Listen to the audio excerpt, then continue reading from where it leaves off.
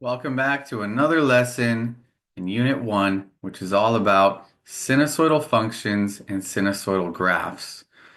The title of this lesson is 1.07 Sinusoidal Family of Functions, and I'd like to start by asking you this question, which is, how many things can you think of in the real world that increase and decrease at a regular pace over time?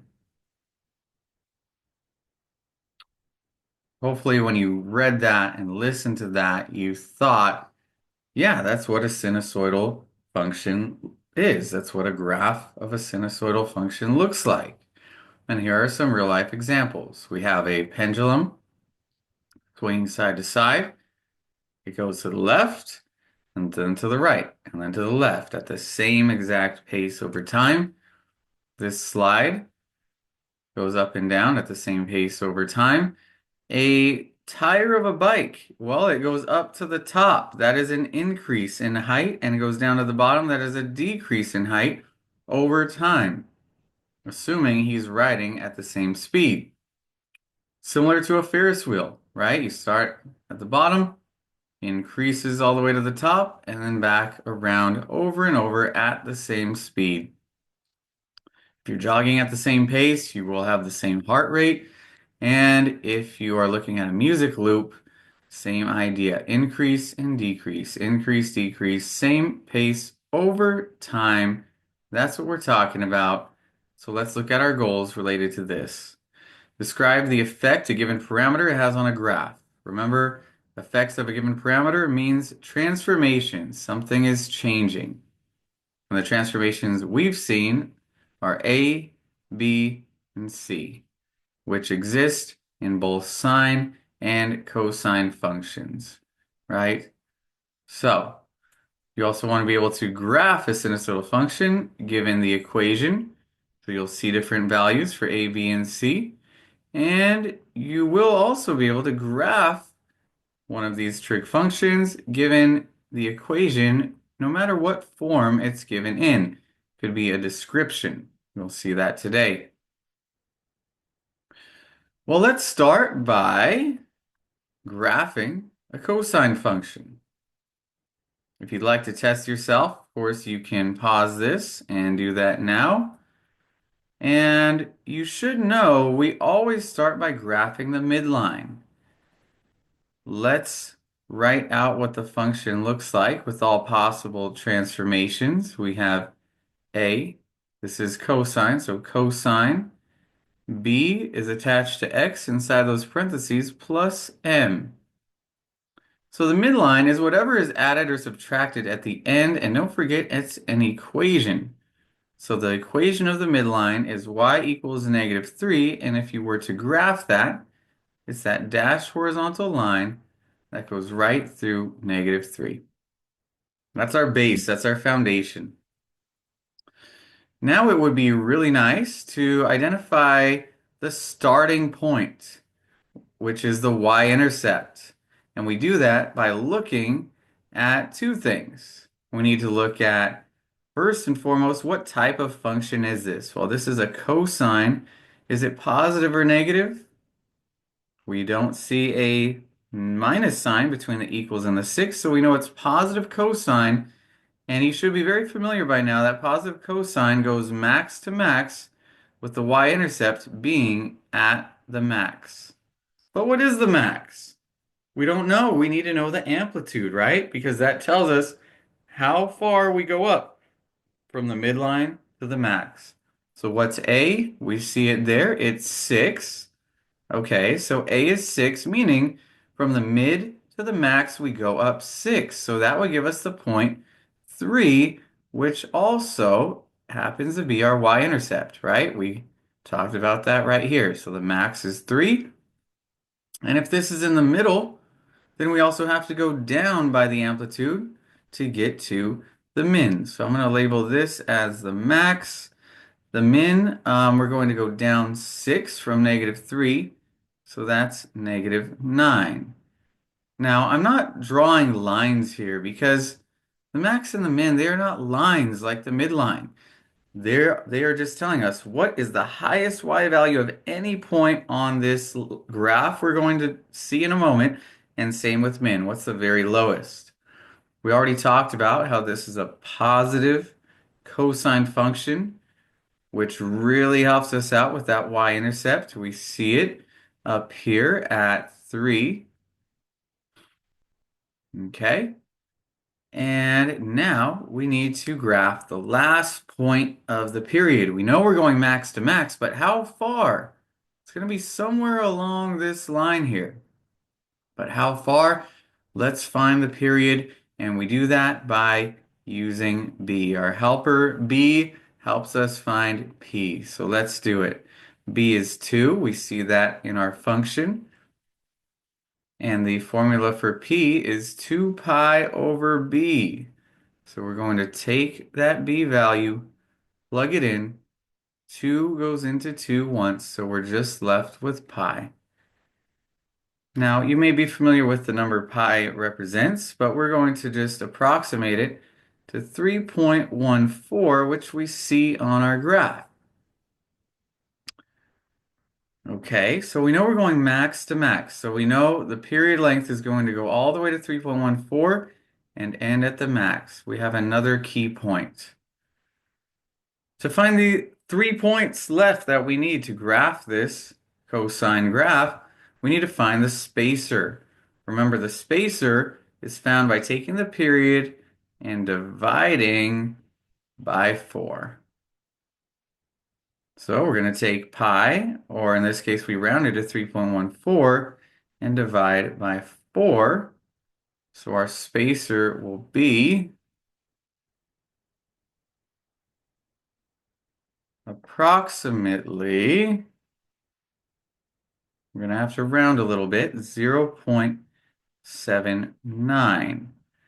Okay, so every time you go over 0.79, you will be at another key point following again the behavior of a positive cosine line. We know it's going to go down, and then it will end at with the very middle of this period being at the min.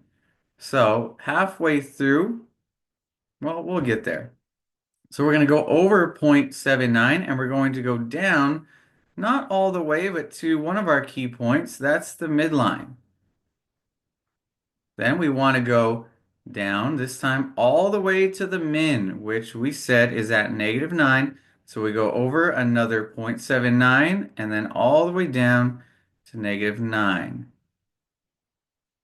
Now we're going to go back up. We got to finish the other side. We go back up to the midline, over another 0.79, and finally over another 0.79 up to the max. So we went max to mid to min to mid to max. It's always at those key points when you travel in quarters. If you were to break this up, this is 1/4 of your graph, 2/4, 3, and 4.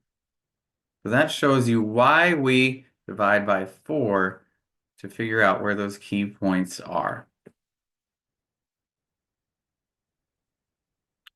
Now it's time to write a function given descriptions. This isn't something we've done a whole lot.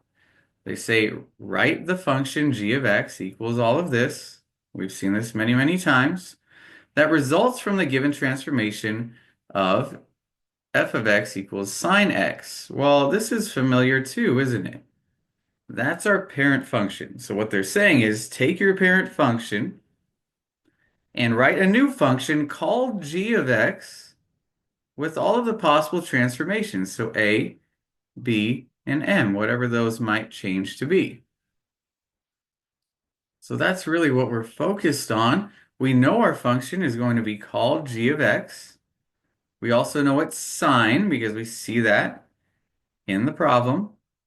And we know x goes in the parentheses with b. Now we don't know what a, b, and m are yet, so we're going to leave those spaces open, maybe highlight to remind us what we need. Okay? They tell us the function f of x is stretched vertically. Which way is vertical?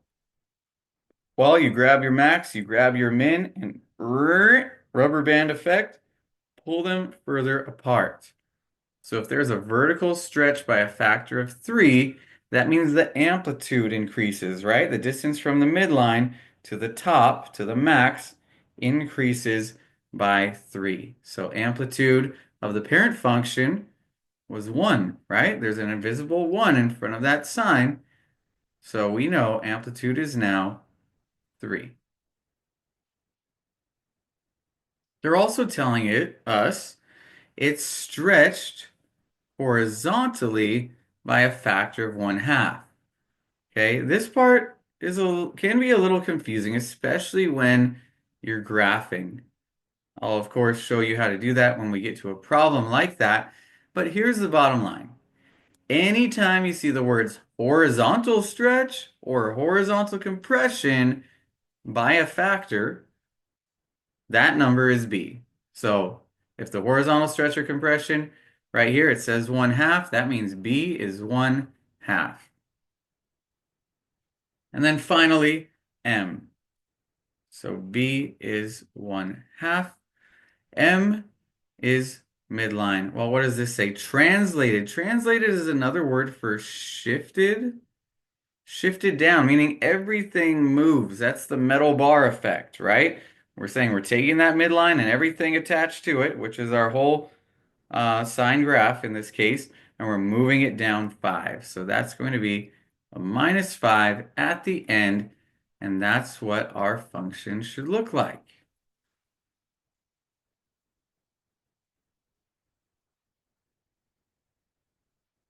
And just a side note, 1/2 x can also be written differently because remember, x is touching, that means multiplication is happening. Anything you can write over 1, and if you multiply across, you get x over 2. So just know that x over 2 and 1/2 x mean the same thing, they just look a little different.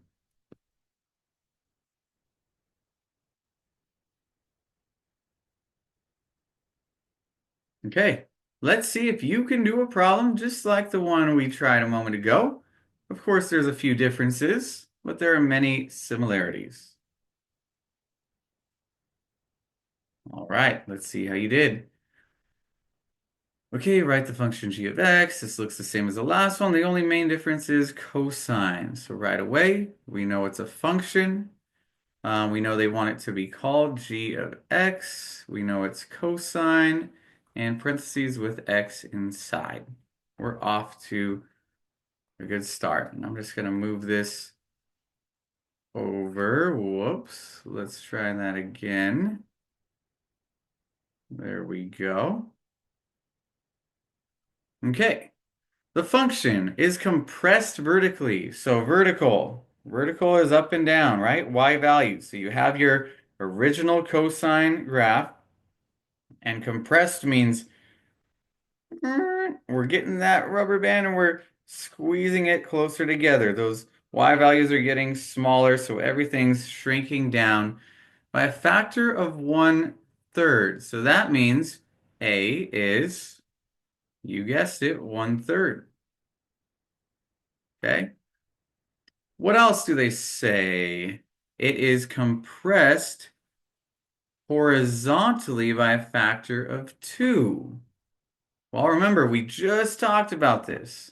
Horizontal stretch and compressions mean that's what B is. So B is 1/3. Or sorry, I was looking at another value. B is 2.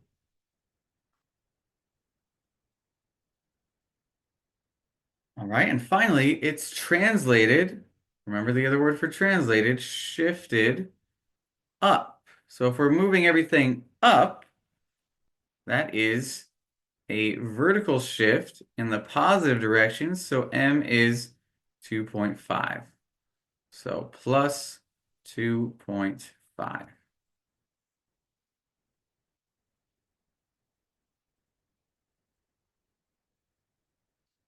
All right.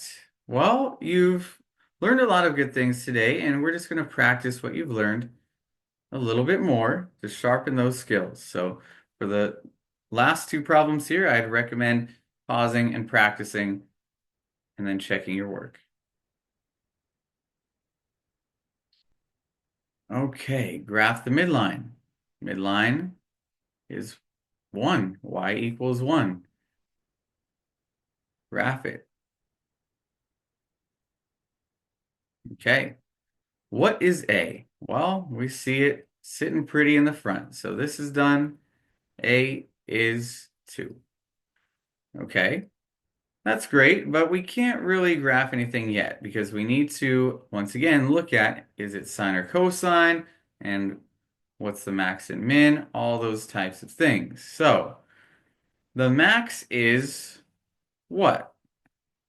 Well, if we're going from the midline, amplitude is 2. We're not exactly sure where the y-intercept is yet. We haven't talked about that. But we know the amplitude is 2, so we know we have to go up from the midline 2.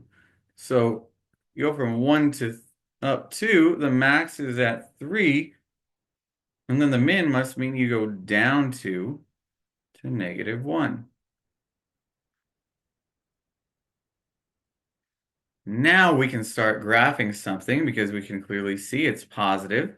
Right after the equals sign, there's no negative, and it's sine. And a positive sine function has its y-intercept at the midline. That's actually any sine function, but because it's positive, we start by going up. Okay? But we're not going to graph any more points yet because we don't know exactly where they are. We need our period length and our spacer. So b here is 1/2. We see that in our function above. Again, that helps us find the period, p. P, once again, is 2 pi over b, and b is 1/2. Do you remember how to handle a complex fraction like this? Well, it's keep, change, flip. So the period length here is 4 pi. And we know we're starting at the midline, that's the y-intercept. So we're going to have a y-intercept at 4 pi, or sorry, at our final point to the period at 4 pi. But where's 4 pi?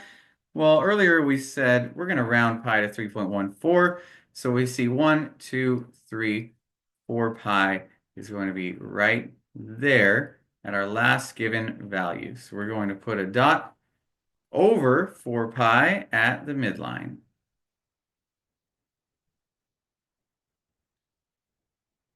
Now what's going on? Well, we need those other 3 points just like before. And this is a very, very nice period because dividing that by 4 just gives us pi. So every pi we go over, we're going to go up or down by the amplitude.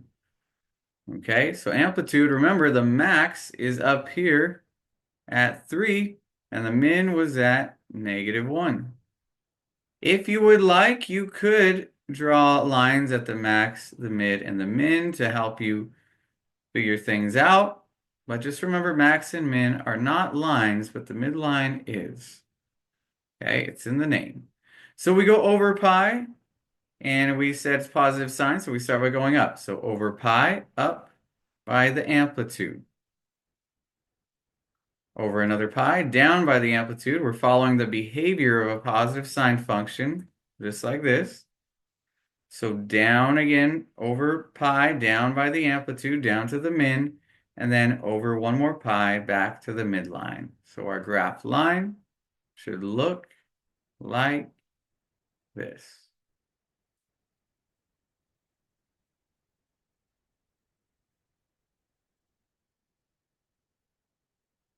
And one more problem to help us really understand this. Let's do it. We have another function. There's something different about this one though, isn't there? What's different? There's no m. If you don't see m, what is it? Well, it's the same as the parent function. It is at y equals 0. Okay? We're dealing with a negative cosine function. Do you remember the behavior of that? That means the y-intercept is at the min. Okay, so let's find this information so we can graph this thing. So amplitude is that first value we see, 4. Remember, it's not -4 because amplitude is distance. You can't have a negative distance, right? What does that minus tell you? That tells you where to start, right? Because remember, negative cosine starts at the min, where y-intercept is right there at the min. Okay, period length, well, we need that formula, right? Period is 2 pi over b. What is b? We see x over 2. Well, I went over that before. That's the same as 1/2 x. And we leave x out of it when we take out b. So once again, keep, change, flip. Looks just like one we've seen before. This time, the x-axis is labeled in pi, so that's going to make our lives even a little bit easier here. And the equation of the midline, we already did that. That was the first most obvious thing to see. Now, max and min. Well, if the amplitude is 4 and the midline is right at 0, that's pretty simple. The max just means you go up 4 and the min means down 4. And if our y-intercept is at the min, we finally know where to put it, at -4. So right now, we have our midline, we have our first point. Now we want the last point. Period is 2 pi, so we're going to go min to min over 4 pi. There it is. Okay, well, we would like our spacer as well, which is, once again, very similar to something we've seen before. Let me just make sure. Period, yeah, is 4 pi, so it's pi.